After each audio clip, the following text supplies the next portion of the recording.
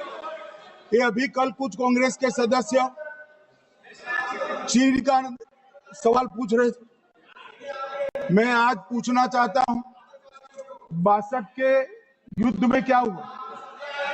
38,000 वर्ग मीटर, पूरा सदन ध्यान से सुने, 38,000 वर्ग मीटर अक्साई चीन का हिस्सा चीन को दे दिया गया। और वर्ग किलोमीटर ही बोला, वर्ग किलोमीटर। और मान्यवर, ऐसी ही चर्चा उस वक्त सदन में हुई। मैं तो बड़ी गंभीरता से जवाब दे रहा हूं, मुझे बोलने नहीं देते।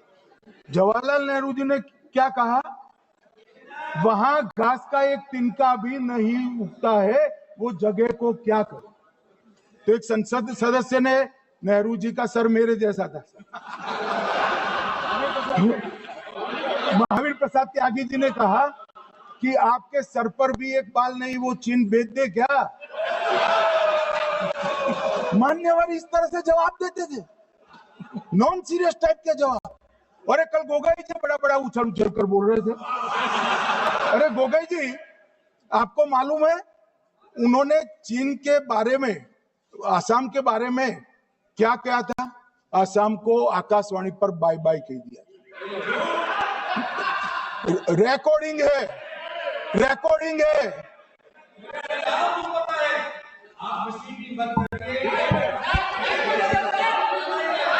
मान्यवर, मैं भी सहमत हूं, मैं भी सहमत हूं, पूरे असम को पता है। मान्यवर,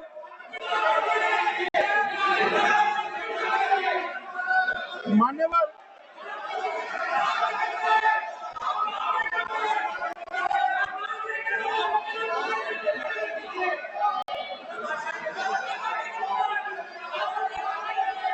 मान्यवर, मुझे मालूम है पूरे असम को पता है, इसीलिए तो वो पूरे विरोध पक्ष में बैठे वहां पर असम में, पूरे असम को पता है। और मान्यवर,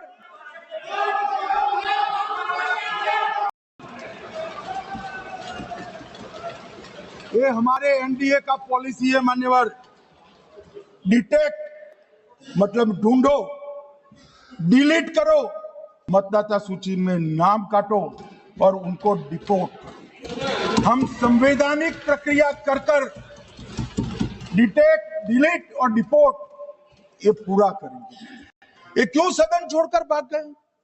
मैं इनके सामने तो कोई बात भी नहीं कर रहा था, ना कांग्रेस पार्टी के सामने बात कर रहा था।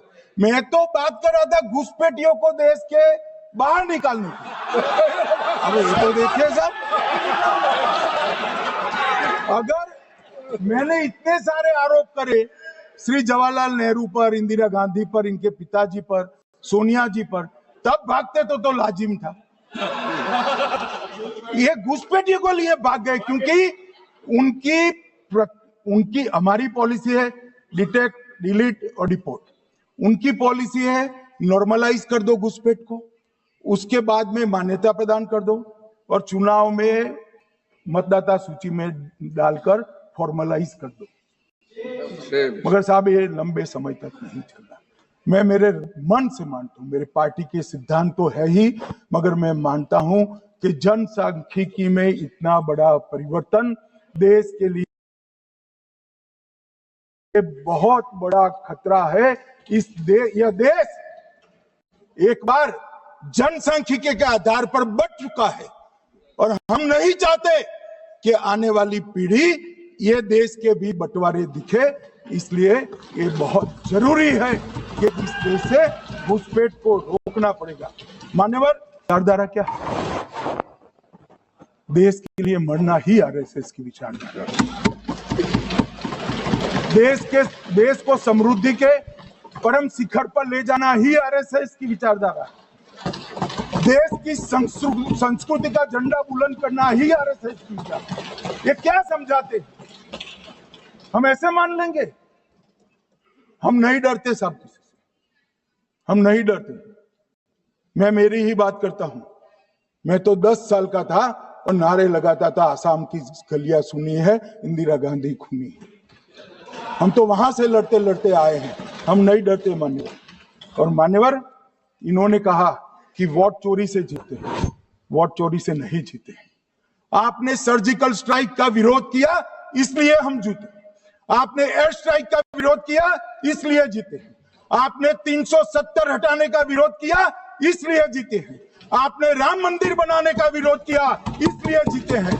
आपने घुसपैठियों को हटाने का विरोध किया, इसलिए जीते हैं।